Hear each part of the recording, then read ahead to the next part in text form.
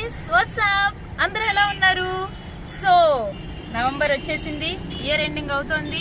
అలాగే ఈ శీతాకాలం సమయంలో ఏం వేస్తారు? నార్మల్గా కూరగాయలు బాగా పెరుగుతాయి శీతాకాలంలో, టెర్రస్ గార్డెన్లో పెంచాలంటే. సో ఈరోజు మేము ఏం వేస్తున్నామో తెలుసా? కూరగాయల్లో తట్టడాయ్, ఇదేమో బెండ, ఇదేమో చిక్కుడుకాయ. ఈ రెండు వేయబోతున్నాము. ఎందులో వేయబోతున్నాము, ఇంకా మట్టి ఏం కలిపాము, ఇంకా దాని కాంపోజిషన్ ఏంటి, వాటర్ ఎలా పోయాలి, సన్లైట్ ఎలా ఉండాలి అని చూడాలంటే వీడియోని కంటిన్యూ చేయండి. So welcome to my YouTube channel భవిష్య టాకీస్. Let's start.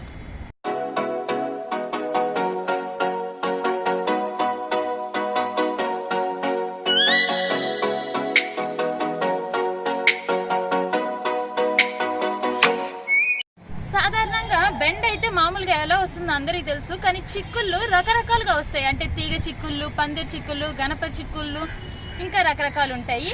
ఈ చిక్కుళ్ళు ఎలా వస్తాయంటే తీగ కాదు, చెట్టులాగే వస్తుంది. ఫర్ ఎగ్జాంపుల్ ఉండండి చూపిస్తా. ఇలా వస్తుంది అనమాట. అంటే చెట్టుకి దానికి వచ్చేస్తాయి, తీగలాగా దానికి క్రీపర్ లాగా ఏం అవసరం లేదు. ఎందులో వేయబోతున్నానంటే మా రెండో ఫ్రిజ్ కుండీలో వేయబోతున్నాను. ఆల్రెడీ వేసాను కదా, గుర్తుందా? కారం బంతి చూడండి, ఇక్కడ ఉన్నాయి కదా బంతి, కారం బంతి, కనకాంబరాలు ఆ రోజు వేసాం కదా మనం. అలాంటి దాంట్లోనే ఇది ఇంకోటి అనమాట. ఇలాంటిది కనిపిస్తే తీసుకొచ్చాను. సర్లే రెండోది కూడా ఉంటుంది కదా అని చెప్పని. వీటికి ఎక్కువ లోతు అవసరం లేదు, అందుకని చెప్పని ఇది సరిపోతుంది. ఆల్రెడీ సాయిల్ మిక్స్చర్ ఉంది లోపల, చూస్తున్నారా? హాఫ్ ఫిల్ చేసేసాను. ఈ స్టిక్తో చూస్తున్నారా, కొట్టడానికి కాదు, దీంట్లో పెట్టడానికి లోపలికి డెప్త్ అనుకుందని చెప్పి ఈ స్టిక్తో 6 పెట్టుకున్నాను ఇక్కడ. అంటే ఒకే దాంట్లో వేద్దాము అని అనుకుంటున్నాను. సో ఇప్పుడు ఈ స్టిక్తో పెట్టుకున్న ఈ 6 హోల్స్లో ఇవి 6 వేద్దాం. అంటే బెండ 3, చిక్కుళ్ళు 3 వేద్దాం. ఈ వరుసంతా బెండ, ఈ వరుసంతా చిక్కుళ్ళు. ఒక్కొక్కటి వేస్తే సరిపోతుంది, రెండు వేస్తే పెరక్కపోవచ్చు అని అన్నారు. సో ఒక్కొక్కటే వేద్దామని అనుకుంటున్నాను. ఇవి జస్ట్ 3 ఒక్కొక్కటి ఒక్కొక్క దాంట్లో పెట్టేస్తే సరిపోతుంది.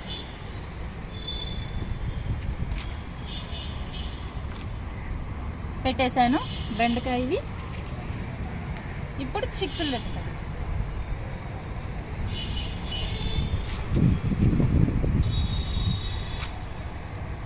చిక్కులు కూడా పెట్టేద్దాం. ఇవి ఒక 50 days క్రాప్ అన్నారు, వచ్చేస్తుందంట ఫాస్ట్గానే. ఎలా వస్తుందో చూద్దాం. 2 months అంటే జనవరికి వచ్చేస్తుంది దాదాపు. 3 పెట్టేశాను. ఆల్రెడీ సాయిల్ మిక్స్చర్ ఉంది కదా, ఈ సాయిల్ తీసుకొని పైన పెడితే సరిపోతుంది. ఆల్రెడీ ఈ కింద ఉన్న సాయిల్ని కూడా వెట్ చేసేసుకున్నాను ఇందాకే వచ్చేసి, వీడియో కంటే ముందు జస్ట్. సో కొంచెం ఇలా పెట్టి హోల్ని,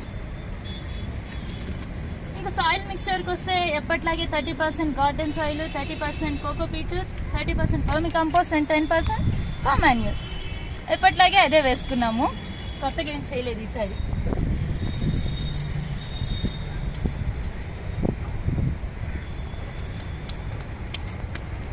పెట్టేశాను. తదుపరి కార్యక్రమం నీళ్ళు చిలకరించుట.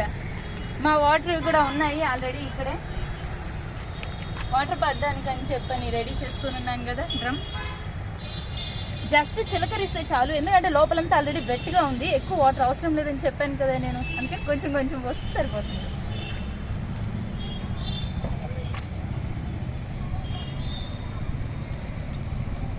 జస్ట్ అలా చిలకరిస్తే చాలు. ఇంకా సన్లైట్ విషయానికి వస్తే మామూలుగా ఇవి ఫీల్డ్స్లో పెరిగేటివే కదా, అంటే 24 hours బయట ఉండేటివే. ప్రత్యేకంగా వీటికి తీసుకోవాల్సిన కేర్ ఏం లేదు. అంటే కొన్ని చాలా సెన్సిటివ్గా ఉంటాయి కదా, ఇవి అలా ఏం కాదు, బాగానే పెరిగిపోతాయి.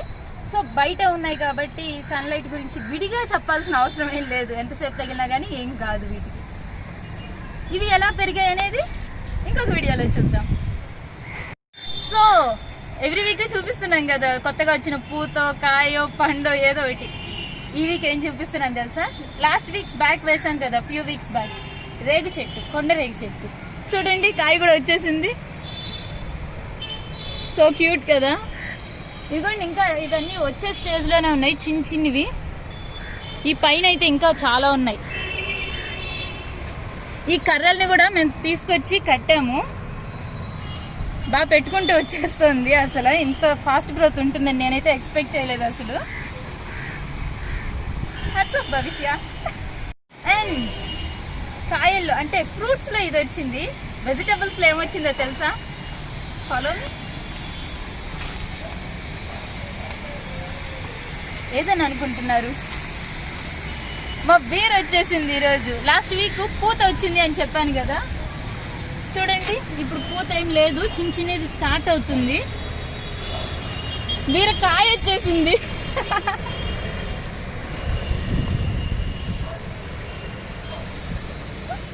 ఎంత బాగా వచ్చిందో కదా అసలు, సో క్యూట్. మా ఇంట్లో అన్నీ సో క్యూటే, చాలా బాగా వస్తున్నాయి. ఓకే, ఇంకా ఇవి ఇప్పుడు వేసినవి ఎలా వచ్చాయి అనేది ఇంకొక వీడియోలో చూద్దాం. Until then keep watching Bhavishya Talkies. See you all in next video. Bye by.